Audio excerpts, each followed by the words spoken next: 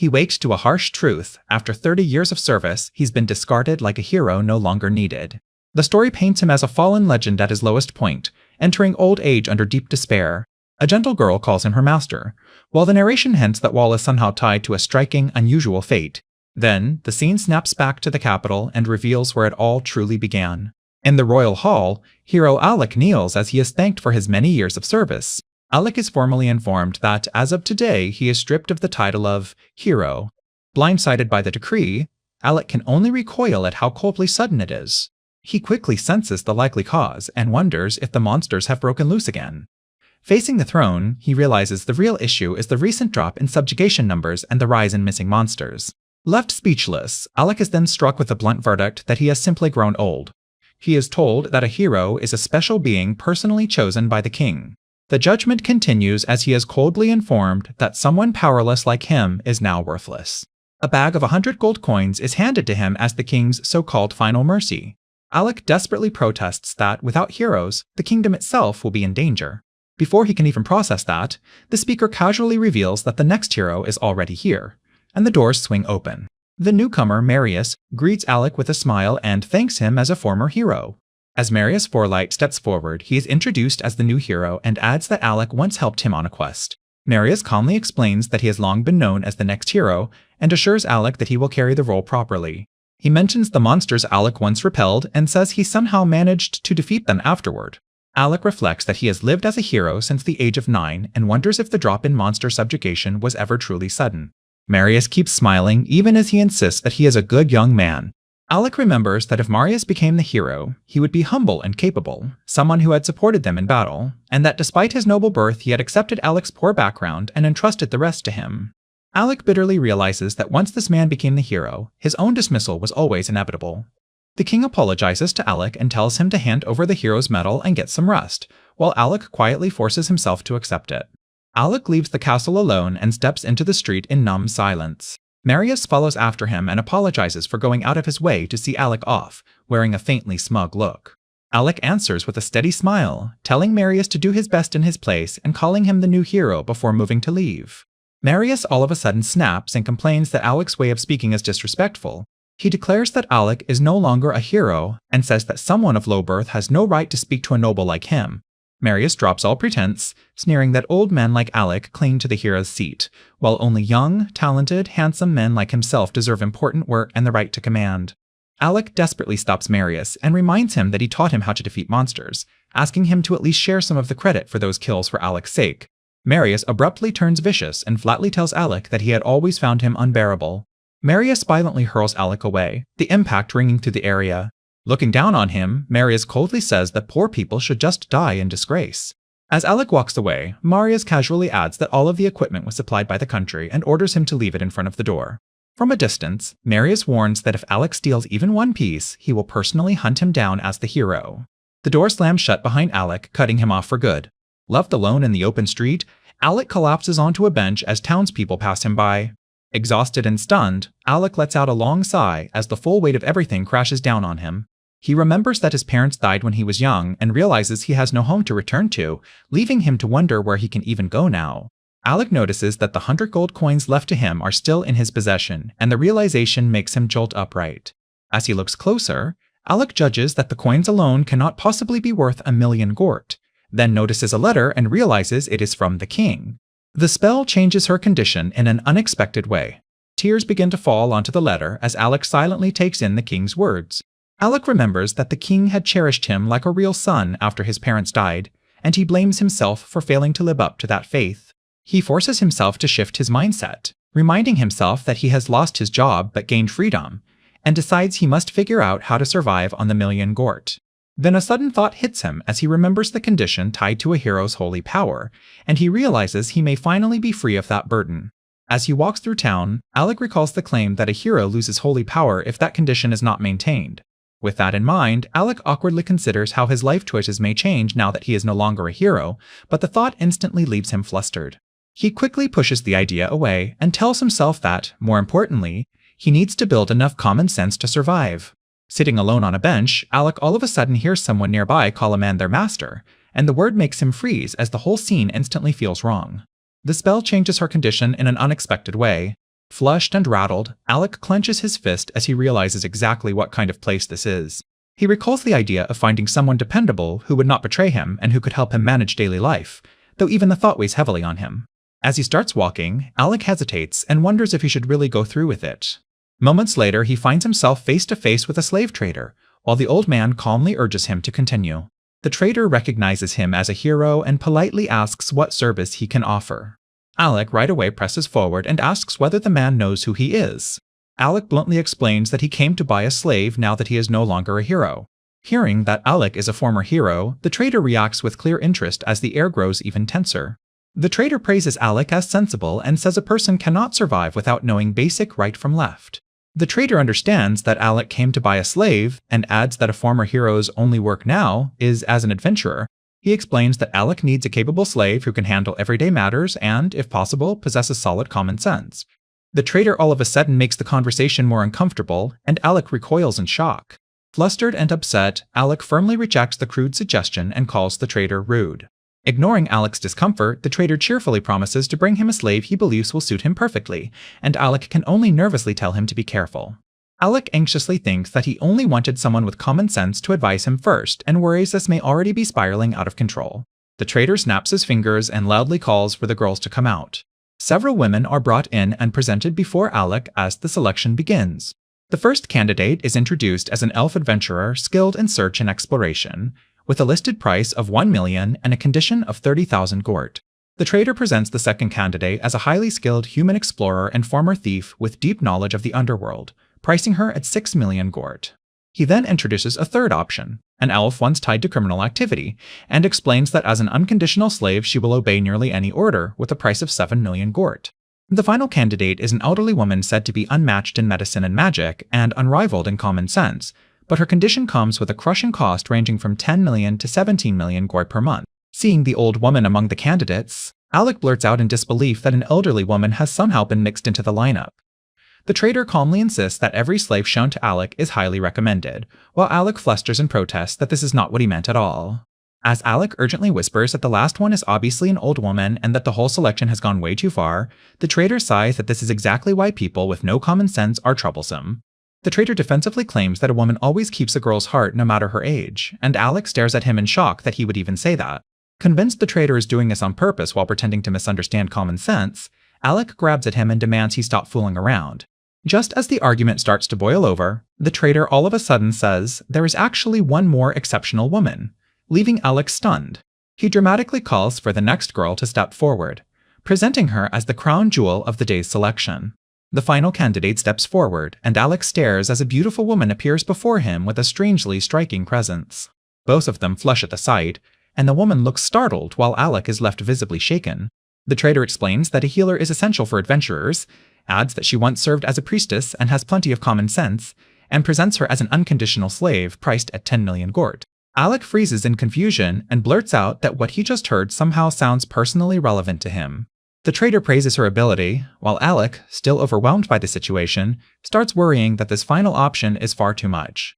Alec asks what the difference is between a conditional slave and an unconditional slave, and the trader explains that a conditional slave judges her own labor and acts accordingly.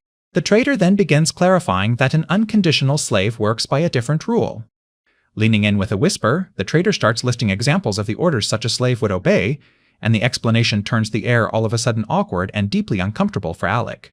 As Alec imagines what buying the third or fifth slave might imply, the scene grows even more uncomfortable and his thoughts spiral in embarrassment. Panicking, Alec insists he is not looking for slaves for that kind of purpose, while the trader bluntly suggests that was obviously the point all along. The old trader challenges Alec, asking why a hero would come to a place like this in the first place. Alec answers that he came because he wanted a slave with common sense. The trader sarcastically laments that a true hero named Marius is being treated so poorly and mocks the country for lacking judgment, leaving Alec confused. Startled, Alec demands to know what he means and asks how he knows about Marius. The trader coldly replies that Alec is not the only one who knows nothing. As Alec tries to assert his own worth, the priestess all of a sudden steps forward and urgently tells him to buy her. Alec right away refuses, saying she is far too expensive at 10 million gort, while the trader laughs and ridicules the former hero. Alec nervously weighs the options, thinking the elf likely lacks common sense, The second girl is a former thief who might drag him into trouble, and the third being unconditional makes him deeply uneasy about what that could mean.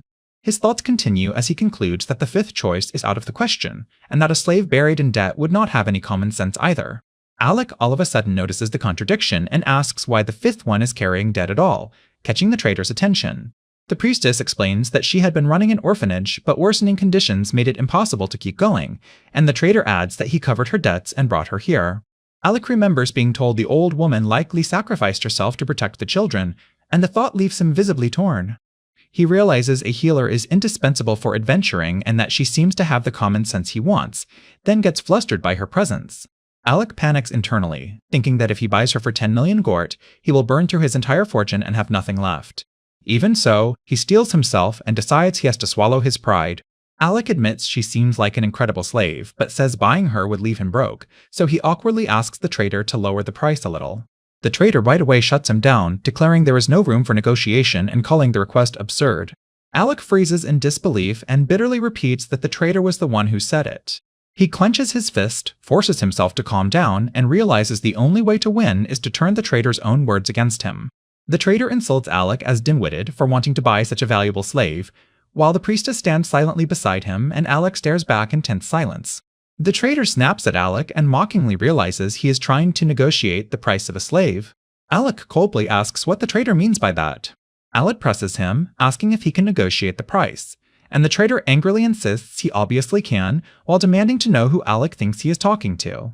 Alec right away says that in that case he will hire the trader for 100,000 gort for 10 minutes, and says his job will be to negotiate the slave's price. The trader is left stunned by the demand to negotiate the price himself, while the other man blurts out a panicked refusal. The priestess watches in flustered disbelief and wonders if Alec would really go that far just for her. Alec looms over the trader and reminds him that he was talking big, then presses him by asking if he can actually do it. With a tense grin, Alec pushes further and asks whether he was only bragging without being able to back it up. The trader bursts into loud laughter, astonished that Alec is actually trying to hire him to handle the negotiation. As Alec stands confidently, the trader admits in surprise that he had taken him for a hopeless case, but now sees that he is unexpectedly sharp. The trader laughs harder than he has in years and openly declares that he likes Alec. The other man panics and urgently warns Cordelia that this has become a serious problem. Cordelia reminds the trader that there are no complaints now and asks if he really intends to deny himself any profit at the final stage of the deal. The trader breaks into a nervous sweat, gulps, and quickly says he understands. Cordelia leans in and quietly pressures him, and after a brief pause, he starts rethinking the price. While Alec reacts in confusion to what the old woman just said, the trader hesitantly lowers the amount to 850. Under mounting pressure, the trader drops the offer further and says he will settle for 600, insisting he cannot go any lower. As Alec and the others stare, the priestess calmly explains that this is likely the limit because the dealer is already covering the slave trader's debt. Alec stares in surprise and wonders whether this outcome is really acceptable for a former hero. Alec gives a satisfied response, and Cordelia tells him he has survived longer than an elf for a reason, praising his ability despite his big talk. The trader keeps laughing and says Alec cannot hope to win if he brings Cordelia into the negotiation. Alec argues that pulling off the best possible result in only a few minutes is exactly the kind of thinking expected from a former hero. Still chuckling, the trader admits that he has not had this much fun in years. The former priestess shyly asks whether she will really be alright. Alec tells her she should be able to find work outside the profession she had in the guild, and she nervously thanks him over and over. She introduces herself as Laetitia and promises to do everything she can for her master. Flustered but sincere, Alec says he is looking forward to working with Laetitia. She answers with an eager yes at once.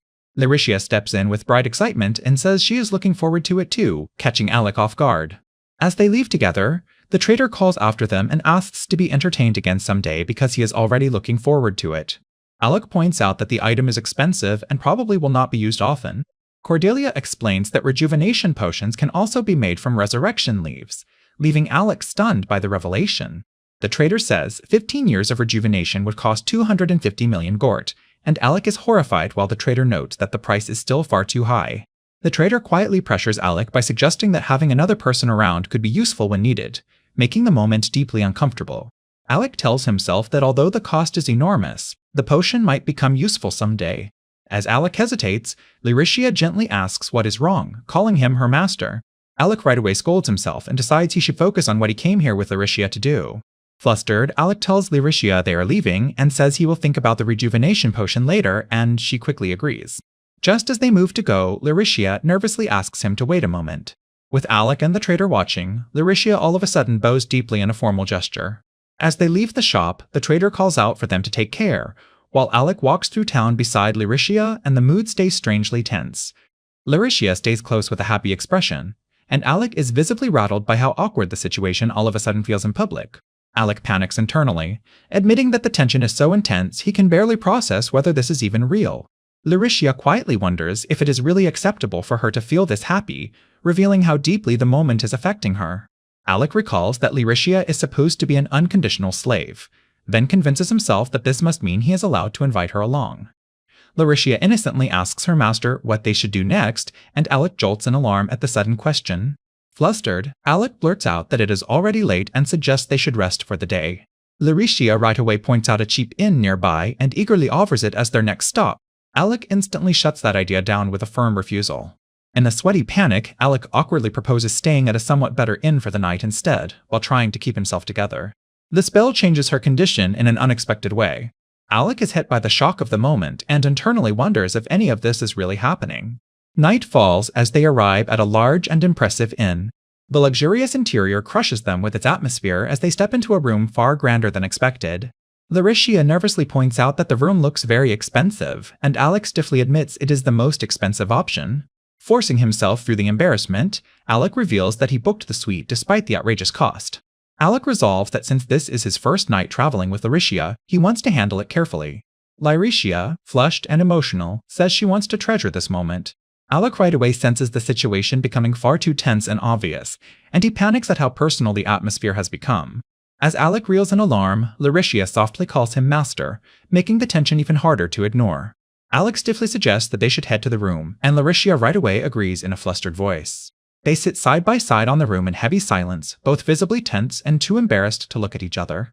Alec forces himself to speak, desperately trying to figure out what to say next. In a panic, Alec wonders what he is even supposed to do here and nearly blurts out a reckless thought before stopping himself. Alec all of a sudden wonders if Laetitia recognized him earlier when their eyes met at the slave dealer, and he suspects it may go back to when he was still a hero. He right away crushes that thought as irrelevant to the crisis in front of him, while Laetitia quietly reaches for his hand. Laetitia shyly reveals that the moment she saw him, she felt certain he was her master and believed he was the person she had been waiting for. Alec is stunned and calls her name in disbelief as the room falls into even deeper silence. Laetitia explains that she still had things she needed to do, but says she somehow forgot that mission, though she remembers being told to protect children and go to the orphanage.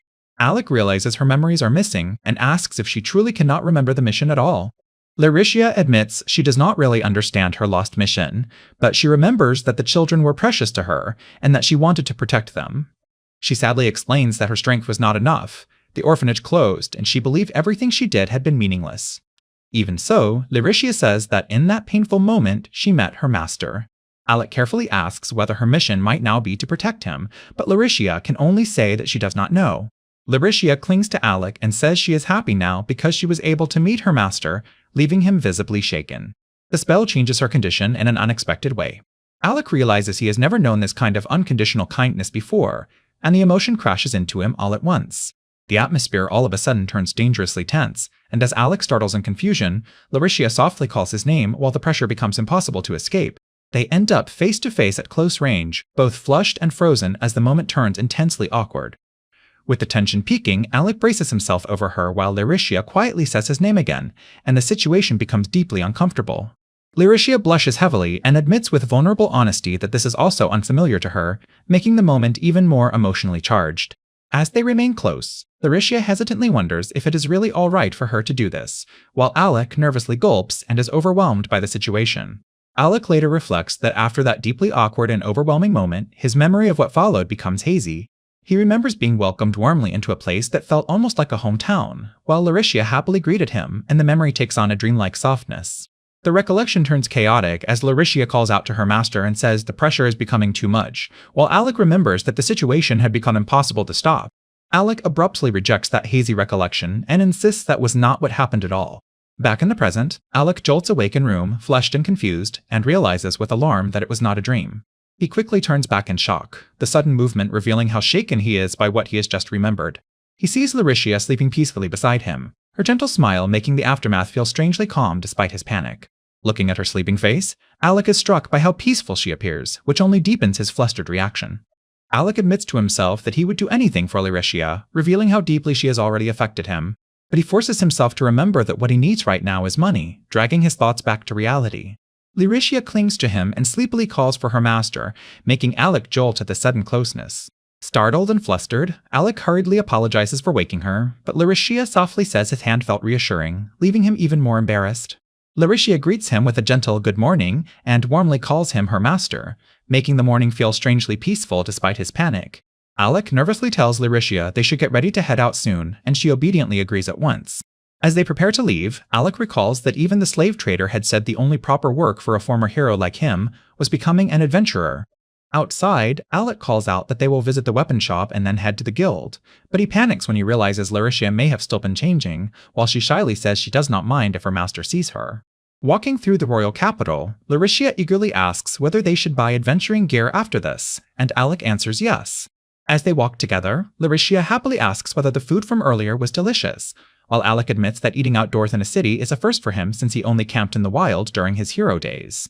Alec freezes as he wonders how he is even supposed to hold Laetitia's hand while she stays close beside him. Remembering that Laetitia grabbed his arm before, Alec nervously decides that, this time, he has to make the first move. As Alec hesitates, worried he might look awkward if he reaches for her hand, Laetitia shyly tells him his hand feels a little clumsy, and he feels like he will never live down the embarrassment. Laetitia looks at him with concern and asks whether her master is not enjoying himself. Flustered, Alec insists he is having the best time of his life, even as the situation leaves him completely overwhelmed. In the end, Laetitia lets him hold her hand, and while he awkwardly accepts it, she cheerfully urges him on to the next store. Surrounded by the busy marketplace, Alec can only wonder whether this clingy behavior is really how slaves are supposed to act. With Laetitia still pressed close to him, Alec internally spirals and wonders if they are always this attached. Seeing her happy expression, Alec admits to himself that she is so endearing that he is already starting to want to do this again. When Laetitia brightly says she wants to do it with her master, Alec jolts in shock at her sudden words. Alec is thrown into confusion as he realizes Laetitia now wants to do that with him too, and the thought leaves him reeling. When Laetitia notices a shop offering potion making and says it looks interesting, Alec hurriedly agrees they can try making potions another time. Alec panics internally, insisting this cannot be happening when they had only just gone through that awkward moment the day before. Trying to recover, Alec tells himself to focus on buying gear, but Laetitia cheerfully points out that the weapon shop is right in front of them. As Alec studies the store, suspicion creeps in and he feels that something about the merchandise does not seem reliable, prompting the shopkeeper to challenge whether he is insulting his goods. The weapon and armor shop owner takes offense and sharply asks whether Alec is implying that he is bad at choosing products. Alec quickly denies it and explains that he is searching for a weapon capable of storing magical energy, leading the owner to guess that he might be looking for a magic sword. Alec struggles to explain that he wants something suited to the hero's unique holy wave energy, but he cannot figure out how to put it into words. Laetitia then says she thinks she knows what kind of weapon her master needs, drawing Alec's surprised attention as she carefully examines the rack. A moment later, Alec notices what Laetitia has chosen, and she points out a sword that she confidently says looks good. The sword comes with a warning, as it is said to be a cursed blade that drains the magical energy of whoever wields it. Alec grips the sword without hesitation, and the shopkeeper nervously warns him not to pass out. Alec realizes the sword is absorbing his holy wave energy, yet he is surprised by how strangely natural it feels in his hand. The shopkeeper is stunned that anyone can handle the weapon at all, while Laetitia proudly remarked that such a result is only to be expected from her master. With his decision made, Alec firmly declares that he will take the sword. As more equipment is brought up, Alec says he also needs a breastplate and leather armor for Laetitia, and she gratefully thanks him while the shopkeeper protests at being told too many things at once. After the purchase, the shop gratefully thanks them for buying and says it was a pleasure to serve them. Outside, Alec tells Laetitia that she saved him and helped him secure some good gear. Laetitia happily says she is glad she could help her master, and Alec is left flustered by how endearing she is. Laetitia points out the Adventurers Guild and urges that their next step is to register there, making Alec place his full trust in her. Alec and Laetitia arrive at the Adventurers Guild and step inside. Inside, the guild is crowded and lively as adventurers and staff bustle through the hall. Alec takes in the building in surprise, realizing this is the Adventurers Guild, while Laetitia quietly looks around with him. At the reception desk, a staff member cheerfully welcomes them and asks how she can help. Alec says he wants to register as an adventurer, and the receptionist explains that the fee is 50,000 goats per person. Alec calmly says he will pay for both of them, and the receptionist right away agrees and says they will now assess their abilities. As Alec and Lyricia walk further in, the staff tells them to wait while the evaluation device is prepared, then asks if Alec is a rookie. Nearby adventurers look Alec over and dismiss him as ordinary, then turn their attention to Lyricia and crudely assume she is beautiful and likely a healer. One of the men loudly laughs and calls out to Lyricia, asking her to join his party instead. Lyricia, unsettled by the attention, asks Alec what is wrong with those people. The masked adventurer dismisses the hecklers as worthless drunks who only act tough inside the Adventurers Guild. He all of a sudden rises from his seat, and the sharp movement makes Alec and Lyricia stop and watch. The man throws the insult right back at them, making it clear he took the words personally. As the room turns toward him, he coldly remarks that someone really dared to say that. He steps right up to Alec, looks him over, and calls him a rookie. Alec apologetically clarifies that he was only speaking precisely because he sees himself as the same kind of cast-off. The man lashes out in anger, refusing any comparison and loudly declaring himself an A-rank adventurer. Alec stays calm, shields Lyricia behind him, and asks if that display is really all an A-rank can do. The adventurer is visibly shaken, confused by the intense pressure Alec gives off. In the end, the man backs down, says he will let it slide for today, and walks off with a dismissive wave. Lyricia called Alec her master and says his sudden attack on the rude adventurer was definitely deserved. She shyly adds that what he did earlier was genuinely impressive. Alec awkwardly insists it was nothing, then thanks her for waiting and asks whether anything happened while he was gone. A guild staff member moves things along and says they will now measure his magical energy. Alec is told to place his hand on the crystal, and he hesitantly agrees while Lyricia watches from behind. As his hand touches the crystal, the staff member tells him to keep it there because the results will be ready soon. The crystal all of a sudden reacts, and the staff member stares in shock as the reading produces an unexpected response. Alec is left stunned when the result reveals a sacred attribute. The explanation follows that humans are normally born with one elemental attribute, but in rare cases, some are born with a sacred attribute that opposes the dark power of monsters and demons. It is further explained that heroes are chosen from among those who possess that rare sacred attribute and the power of holy waves. Alec thinks the sacred attribute may be rare, but not unique, and realizes the staff simply did not expect a former hero like him to appear there. Alec, Lyricia, and the receptionist all freeze in confusion as the crystal reacts in a way none of them expected. The crystal bursts apart as violent magical energy surges through the room, and people shout in alarm about the wind and tell everyone to get down. The overflowing power tears through the guild hall, sending people and debris flying while Alec shields Lyricia amid the chaos. In the middle of the destruction, Alec holds Lyricia close to protect her, and she looks overwhelmed by how all of a sudden he moved to cover her. Alec urgently checks whether Lyricia is okay. Flustered but relieved, Lyricia says she is fine and thanks her master. As the rec room falls silent, the surrounding adventurers stare and wonder whether that supposed rookie is really normal, while someone asks if everyone is alright. Shaken witnesses are left terrified and can only wonder who Alec really is. Alec apologizes awkwardly while the receptionist explains that what just happened was an abnormal surge of magical power. A shaken witness stares at the shattered floor and concludes that Alec is unbelievably dangerous. The stunned adventurers panic as they say they cannot believe how much sacred power Alec has. Note that only the guildmaster has ever shattered a crystal before, and wonder if he is really just a normal man. Alec realizes they are saying he had even more sacred power than a normal person should, and he quietly questions what that really means. Amid the scattered debris, the guild announces that Alec's registration is complete. Alec studies his card in surprise and sees that he has been registered as a magic swordsman with high physical and mental stats, overwhelming magical power, yet the starting adventurer rank of F. Alec reflects that even though he possesses enormous magical power, he cannot use magic, and he bitterly wonders if that is why he was removed as a hero. Alec turns to Lyricia and tells her that it is now her turn. Nervous and unsure, Lyricia hesitantly asks whether this is really okay. Lyricia presents her card and reveals that she is a healer with balanced B-rank abilities across the board, while her adventurer rank also begins at F. The guild informs Alec and Lyricia that their adventurer registration is now complete, and tells them they can begin taking missions from the quest board. Lyricia gives Alec an encouraging wink and cheers him on with a wish for good luck. As they leave the guild, Alec states that they will start taking missions tomorrow. Lyricia nervously calls to Alec as he notices her hesitation and asks what is wrong. Pulling close and speaking in a shaken whisper, Lyricia shyly asks whether he would spend time with her today, and the sudden request leaves Alec stunned. Flushed with embarrassment, Laetitia trembles and struggles to face him while Alec reacts in complete panic. Alec, red-faced and overwhelmed, realizes she is asking for something important and difficult to answer calmly. After a tense pause, Alec steels himself and says they have no other choice, then agrees that he will do it. Time passes quietly as the scene shifts away from them. Later, Alec stands under running water, trying to collect himself in the bath. While bathing, Alec decides that today he will head back to the guild and finally take his first quest. Alec steels himself, deciding he has to stay strong for Laetitia's sake. When something bumps against his back, Alec freezes in alarm. The sudden contact throws Alec completely off balance and his mind goes blank for a moment. By the next day at the guild, Alec and Laetitia scan requests ranging from medicinal herb gathering to goblin extermination, monster hunting, and even dungeon work. Alec suggests they start with a gathering or extermination quest in the same area to build experience first, and Laetitia quickly agrees. Alec rules out goblins because he has never fought one and does not know their habits, then adds that wolves hunt in packs and would be difficult for one person to handle.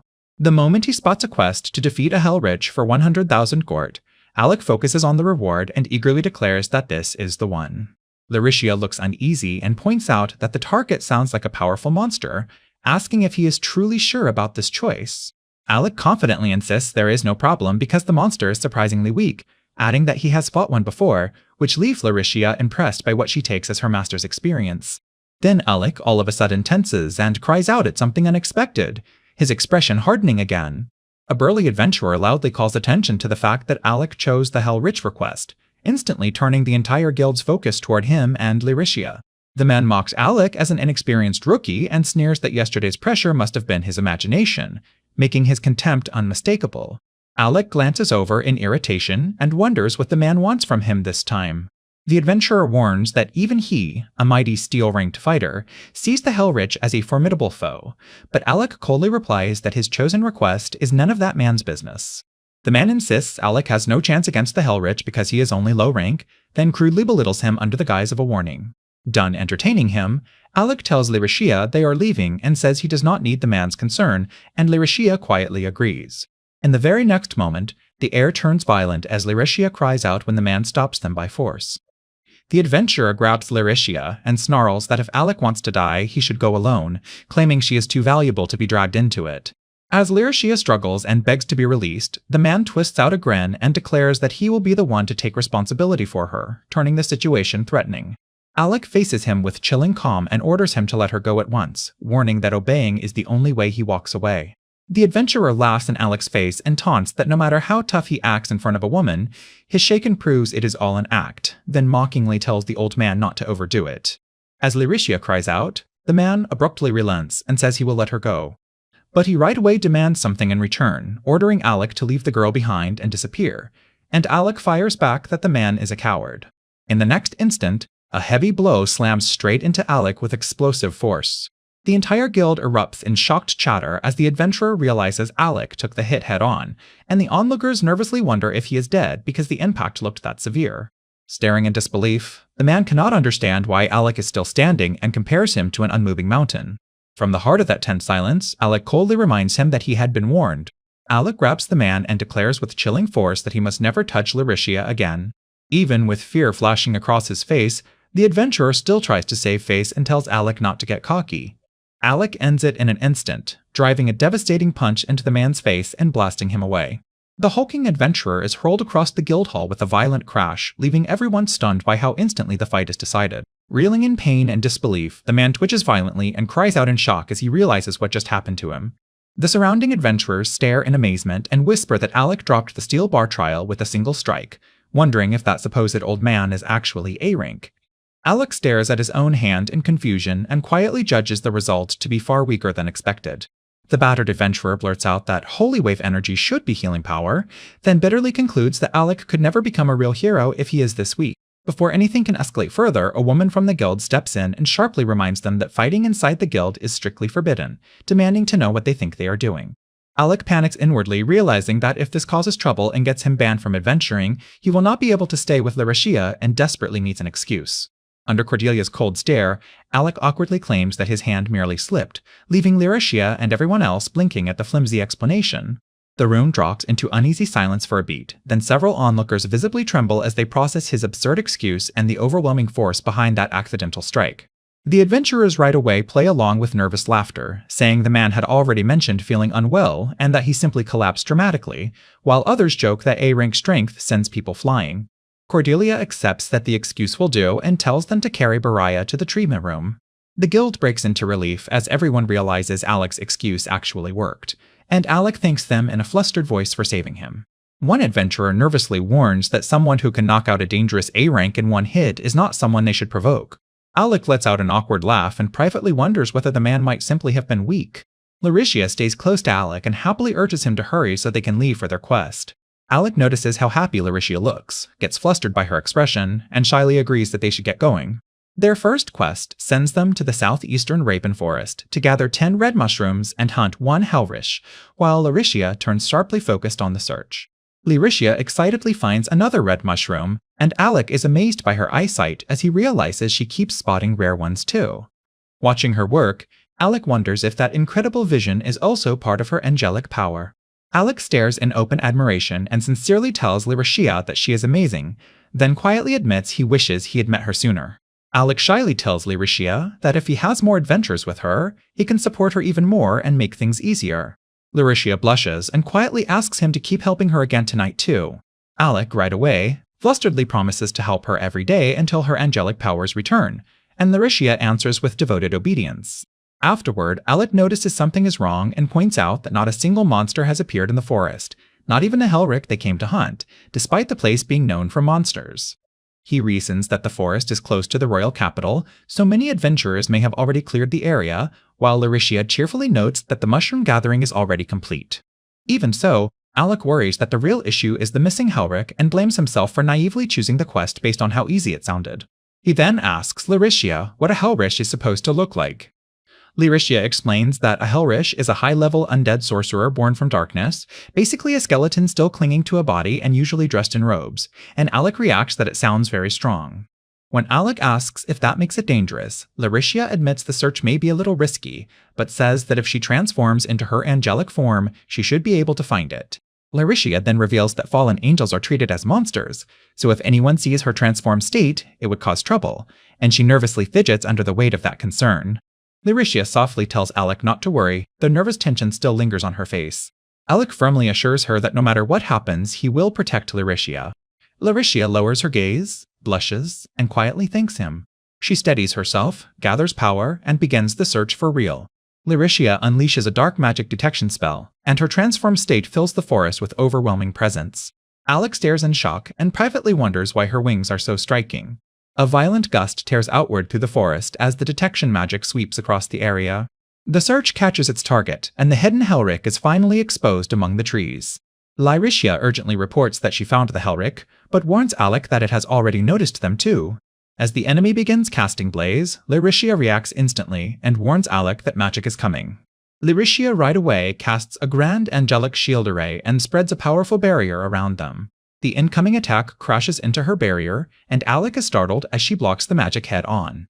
Cracks race across the shield as Laetitia strains to hold it together and admits she cannot maintain it much longer. Then, the defense gives way in a violent impact, and Alec shouts Laetitia's name as she cries out from the blast. Alec rushes to her side and asks if she is all right, and despite her weakened state, Laetitia confirms that the Helrish is behind the small hut. Alec locks his eyes on the direction she indicated, while Laetitia warns that if they keep going like this, another magic strike will come. Alec tells Laetitia not to worry, saying that now that they know the direction, they can still manage. As he moves, Laetitia realizes in alarm that the second wave is already coming.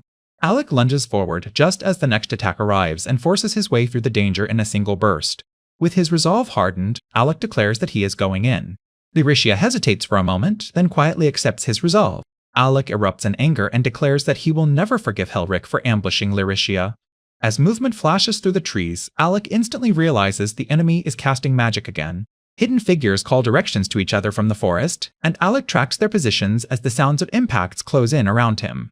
Alec spots Helric near the hut and shouts that he has finally found him.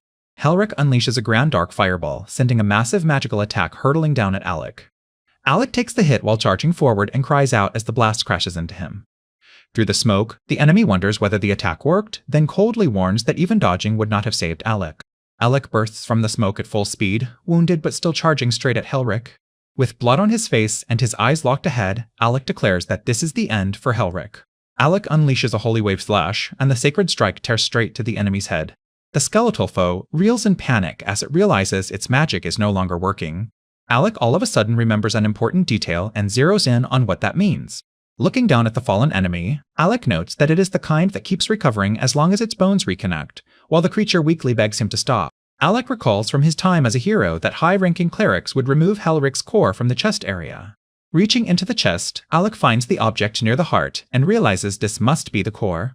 As the ground rumbles, Alec struggles to pull it free and realizes his strength is fading. The enemy desperately tells him to stop, but Alec pushes through the resistance as cracks begin to spread. With a final burst of effort, Alec tears the core out and exhales sharply as the enemy collapses. Watching it fall into his hand, Alec realizes the extracted core is far larger than he expected. The defeated Helric falls apart in disbelief, unable to accept that Alec was the one who brought it down. Then Alec hears Lyricia call his name and turns sharply in surprise. Lyricia rushes over and right away uses high-level recovery magic, putting everything she has into healing him. Alec freezes as the healing surges through him and realizes something strange is happening. His injuries vanish completely, and he stares in shock as his body all of a sudden feels light again. Relieved, Alec thanks Lyricia and says having a healer is invaluable, but then he notices her shaken and calls her name in concern.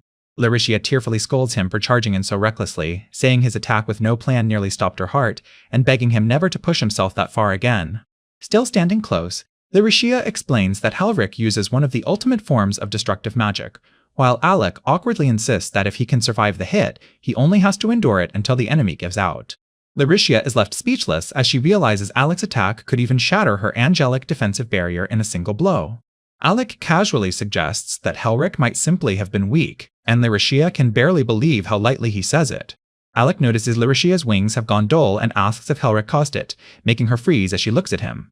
As one of her feathers drifts away, Lyricia says she likely overused her angelic power, while Alec anxiously asks what they should do and whether she can recover. Lyricia explains that if she receives Alec's holy wave energy again, she believes she can return to normal. Alec right away apologizes for forgetting that and urges them to head back at once, but Lyricia quickly tells him to wait. Lyricia stops him and suggests they inspect Helric's house first, adding that there might be treasure hidden inside. Alec pauses and awkwardly admits that, as a former hero who used to leave that sort of thing to subordinates, he completely forgot about searching the place. Alec realizes that with Lyricia's finger telescope, they should be able to spot any hidden treasure with ease. Lyricia brightens at once and happily tells him to leave it to her. After searching the house, they discover there are no especially valuable items anywhere inside. Looking around the interior, they question whether this was really Helric's base at all, since it feels more like an ordinary private villa than a mage's headquarters. They remember the remaining clue their master mentioned, realizing that a Helric is an undead monster created from a mage. Alec quickly tells Lyricia to stay behind him, warning that they have no idea what could still be lurking nearby, and she nervously answers at once.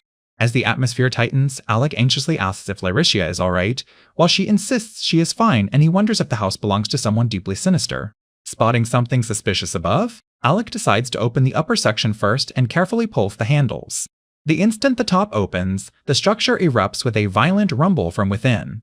Startled by the sudden blast, they realize there is a hidden entrance there, and Lyricia blurts out in shock that it leads to a dungeon. Faced with the hidden passage, Alec turns to Lyricia and asks what they should do and whether they should go in. Lyricia says they were not prepared for this today and suggests going back and returning later, while Alec agrees and asks if they should report it to the guild. Lyricia points out that some of Helric's treasure is probably inside and says it would be best to secure that first. Alec smiles and praises Lyricia for being truly reliable. As Alec pats her head, Lyricia blushes and quietly thanks him, while he reacts with mild surprise. By the end of the day, the appraised items bring in a reward totaling 1.2 million gote. Alec reflects that this was the kind of quest where they could make use of their master's power, and says that without Lyricia he never would have found the Helric, while noting that it is not the kind of stable work where they can clear every request. Lyricia adds that the guild members are also part of the reason. Lyricia all of a sudden presents the Helric's core, and Alec stares in shock as he asks whether she got it herself. Around them, people are stunned that he really defeated a Helric, call him amazing, and one relieved adventurer admits he is glad he never picked a fight with Alec. Alec asks if that means she did not actually think it was just a coincidence that he happened to run into a weak one. Lyricia tells him there is a huge misunderstanding there, leaving Alec confused. Struggling to explain, Lauricia says the real issue is that weak monsters like goblins do not appear around him, that the Helric only seemed weak to him, and that their master often failed while he was the hero Alec. Alec realizes the reason may be that his master's holy wave energy is overwhelmingly vast, and he repeats the idea in disbelief. Lauricia explains that Alec's holy wave energy is so immense that it is constantly leaking out, leaving him stunned. Alec reacts in alarm and asks if it is really okay for that power to be leaking from him nonstop. Lauricia says that leaking energy has likely formed a kind of barrier around him, which is why even the Helric's ultimate magic could not affect him, and Alec is shocked by how absurd it sounds. She adds that monsters around C rank and below would most likely vanish completely if they came within about 50 meters of him, and Alec can only repeat the idea in disbelief. Alec starts connecting this explanation to what used to happen during his time as a hero. He recalls arriving at mission sites again and again, only to fail because there were no monsters left, realizing they had already disappeared before he could even find them. Looking back, Alec concludes that he had mistaken it for enemies fleeing, when in reality his overwhelming holy wave energy had been erasing monster attacks everywhere he went. Overcome with gratitude, Alec grabs Lauricia's shoulders and excitedly thanks her, saying this is exactly what he would expect from her. Looking flustered, Lauricia asks Alec to stay by her side and keep teaching her. Alec warmly accepts, saying that will be his mission, and Lauricia happily agrees as they stand together in the street. Lauricia says that, unlike with monsters, standing at her master's side makes her feel reassured and calm. Flustered, Alec asks if she has been holding onto his arm all this time to receive the leaking holy wave energy, and she confirms it so directly that he is left speechless. As Alec pulls back in confusion, Lauricia looks embarrassed, and the moment turns awkward when he reacts by quickly loosening his hold. Looking embarrassed and vulnerable, Lauricia quietly asks whether that is a problem. Alec hurriedly says they should head to the inn for the day and adds that they still need to restore her wings to white, while Lauricia says she is counting on her former hero's strength. The scene shifts away from them and introduces the current hero, Marius. Alone indoors, Marius stares down in disbelief and insists that his failed mission must be some mistake caused by bad luck.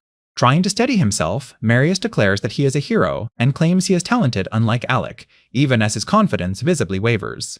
Muttering to himself, Marius repeats that he is a hero and insists he is fundamentally different from someone like Alec. Before he can settle himself, a knock all of a sudden comes at the door. The door creaks open as someone announces that they are coming in. A nun enters quietly and calls out to Lord Marius, finding him seated with his back turned. She reports that the king is furious, especially after Marius failed to defeat even a wyvern despite leading such a large squad. The criticism continues as the king condemns Marius for making the title of hero look pathetic and helpless against weaker monsters. In open anger, the king demands to know how someone like Marius could be called a hero, and declares that this never happened with Alec. The nun tries to soften the blow by saying today's attempt to subdue the wyvern was a failure, but she believes they were underprepared and says they will surely defeat it tomorrow. Marius abruptly rejects the word failure, insisting that today was merely reconnaissance. He smoothly shifts the mood by praising the nun's preparation, asking her name, and warmly repeating that Sophia is a wonderful name. Marius says scouting today was the right call, because it clearly showed what they were lacking. He then asks Sophia to go to the church right away and buy 100 bottles of holy water for warding off evil, brushing aside her shock that it is already night. When Marius asks what the difference is between him and Alec, Sophia firmly says there are countless differences between them. Marius answers with a smug smile that the only correct answer is that he is the hero, and Alec is not. Spreading his arms, Marius declares that a hero is a special being appointed by the king and presses Sophia to acknowledge it while she hesitantly agrees. As he reaches toward her, Marius insists that this is simply how things are, and the atmosphere turns deeply uncomfortable. At close range, Marius gives his regards using the wrong name, and Sophia nervously corrects him that her name is Sophia. Sophia quickly excuses herself and leaves, while Marius casually tells her to take care as the door shuts behind her. Left alone, Marius grinds his teeth and rages that everyone dares to talk back to him, then bitterly complains that such weaklings cannot even defeat monsters without the new hero. Outside the room, Sophia can only let out a strange sound as she stands shaken in the hallway. Looking out at the night, Sophia quietly wishes Alec were here instead. Overcome with emotion, Sophia breaks down in tears. In a deeply awkward private moment, Sophia nervously asks him to continue helping her.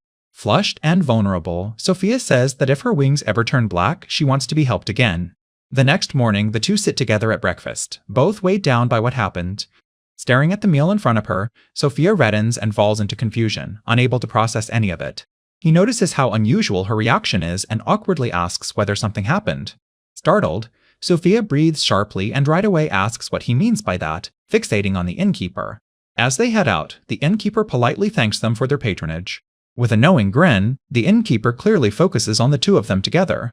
The innkeeper bluntly remarks that they were noisy last night and says their voices could be heard all the way downstairs, leaving both of them mortified. Overwhelmed by the embarrassment, he decides they need to buy or rent a house at once. Sophia shyly agrees that if things work out, they could stay together more freely, and her eager tone makes the moment even more awkward. She admits in a quiet, embarrassed voice that she does not want anyone but Rin to hear her, making her feelings painfully obvious. As Sophia eats, Rin is overwhelmed by how devoted she is to him and resolves that he must properly support and protect her. Trying to act practical, Rin all of a sudden asks how much it would cost to buy or rent a house, and Sophia says it depends on the location. She explains that in the royal capital, renting even a single room starts at 70,000 goatee, while buying would cost around $1 million or more, which shocks him. Rin right away asks whether living in the countryside would be cheaper instead. Sophia confirms that it is cheaper there, saying rent is around 20,000 and a house in the suburbs can be bought for about 300,000. Still smiling, she adds that the trade-off is the danger of monster attacks. Rin realizes this is a life-changing choice and says the location will need very careful consideration.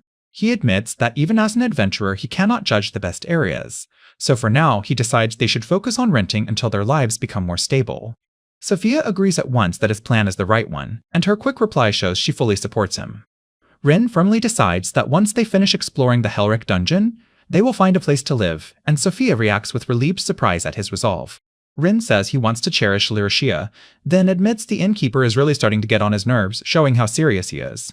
Red with embarrassment, Rin confesses that he cannot bear letting anyone else hear Lyricea either. Sophia quietly thanks him, visibly touched by what he just said. With that decisive note, the matter is settled. Sophia happily holds on to him and cheers him on, while Rin urges them onward to the Helric dungeon. The scene shifts to Helric's shack. Inside the bare enclosed room, a metallic clang all of a sudden rings out as something appears or strikes the floor. A mysterious glowing object remains before them, while a voice murmurs that it is still not enough. When they arrive at a building buzzing with activity, Sophia excitedly suggests gathering medicinal herbs, mushrooms, and even blue quail eggs. Rin admits he never expected dungeon visits to involve gathering information too, then praises Lyricia's reliability, and Sophia beams just as nearby adventurers begin whispering about a rumor. The talk around them turns unsettling as people claim Helric has been spotted even in the royal capital and in distant places, while others insist there are real eyewitnesses. Rin doubts Helric could have reached the capital that quickly, and Sophia nervously wonders if this might be someone different from the one they defeated yesterday. As they move through the capital, the rumor grows more vivid, with people saying Helric wears a red robe and a black skull, and that anyone who sees him should run, prompting Rin to mutter how dangerous the capital sounds. Sophia quietly points out that those details are exactly how Helric was identified, and Rin can only agree uneasily. Pushing past the unnerving rumor, Sophia says they should still explore the dungeon carefully, and when Rin mentions how dark dungeons can be, she urges him to buy a lantern first. Out in the field, Sophia politely asks to take one egg for the quest as she reaches toward a nest. She proudly announces that the gathering quest is finished and suggests they have dinner, while Rin awkwardly agrees despite the inconvenient angle. Flushed and apologizing for making him wait, Sophia shyly asks if they should get going. Sophia answers eagerly, but the moment turns clumsy when she all of a sudden stumbles with a startled cry. Rin catches Sophia as she falls against him, and both freeze in embarrassed silence as the distance between them vanishes. Sophia shyly thanks Rin for catching her, and he can only answer nervously while both become painfully aware of how close they are. Sophia quickly says they should get moving, while Rin is left reeling from the misunderstanding and the tension of the moment. Later, they sit beneath the trees and spread out their meal, and Rin reacts with surprise at how impressive the food looks. Rin enthusiastically praises every dish and declares that Lyricea can do anything, clearly blown away by how good the meal is. Lyricea happily says she is glad her master is pleased, savoring the quiet moment as they share the meal together. They finish eating and give thanks for the meal in unison. Rin leans back, full and satisfied, and sincerely thanks Lyricea for the food. As they get ready to continue, Rin suggests that only the two of them should enter the dungeon after eating, leaving Sophia startled and asking if something is wrong. Rin calls for Lyricea, and she right away answers her master while nervously clutching his hand. With an intense look, Rin all of a sudden suggests doing some exercise after dinner. Lyricea is startled and flustered that they would do that here, while Rin reasons that it should be easier to move around in the open. Blushing but obedient, Lyricea says she understands and starts to comply, leaving Rin baffled. She slowly begins preparing in a way that makes the atmosphere abruptly awkward and uncomfortable. Rin panics as he realizes Laricia may have completely misunderstood what kind of exercise he meant, then desperately tries to correct himself. Laricia, still flushed, says this spot feels too exposed and suggests they move into the bushes instead. Caught off guard, Rin gulps and hurriedly agrees that they should go right away, while Laricia simply answers yes. In a tense tone, Laricia tells her master that she wants to stay close, making the moment even more inappropriate. The exchange is abruptly cut off by a loud disturbance in the forest, and both of them snap back in alarm at the worst possible moment. A wyvern all of a sudden dives from the sky, and Rin freezes as the interruption becomes instant danger. The creature reveals itself unmistakably as a wyvern, confirming the threat bearing down on them. Rin realizes this is exactly the monster tied to the extermination request, then groans at how terrible the timing is. Though rattled, Rin accepts that they have no choice but to fight. He urgently tells Laricia to stay back because it is dangerous, while bitterly noting that their precious time together has been ruined. Instead of retreating, Laricia trembles, adjusts herself, and leaves Rin confused by her sudden reaction. Overcome with emotion, Laricia furiously declares that the creature dared interrupt her time with her master, startling Rin with a burst of unusual anger. Laricia firmly says to leave this to her. She spreads her wings and launches straight at the wyvern, vowing to handle it herself while Rin shouts after her in alarm. As the wyvern rumbles menacingly, Laricia charges first, determined to seize control of the battle. Laricia glares ahead and furiously declares that she will never forgive the wyvern for interrupting them. The spell changes her condition in an unexpected way. Rin stares in shock as the attack tears into the monster, unable to process what he is witnessing. The wyvern crashes violently through the area and slams down near the buildings while Rin watches the sudden destruction unfold. Even badly hit, the wyvern lets out a harsh cry and shows it is still ready to keep fighting. Rin right away steadies himself and prepares to join in as the wounded wyvern thrashes across the ground. He dashes forward at full speed and closes the distance in one decisive burst. Using Holy Wave, Rin cuts through the wyvern with a powerful finishing strike. As the beast collapses, Rin notes that it was unusually sluggish and wonders if his holy aura had affected it. Rin praises Laricia's angelic power as incredible, and admits he was genuinely stunned that she brought down a wyvern in a single blow, leaving her flustered by the compliment. Laricia blushes and explains that the holy aura she received from Rin the night before had been so strong that it left a deep impression on her. Looking embarrassed, she admits she has already used up that power and quietly suggests they may need to resume what they were doing earlier. Rin right away understands, and in the hush of the forest the moment turns private and tense as they draw close once more.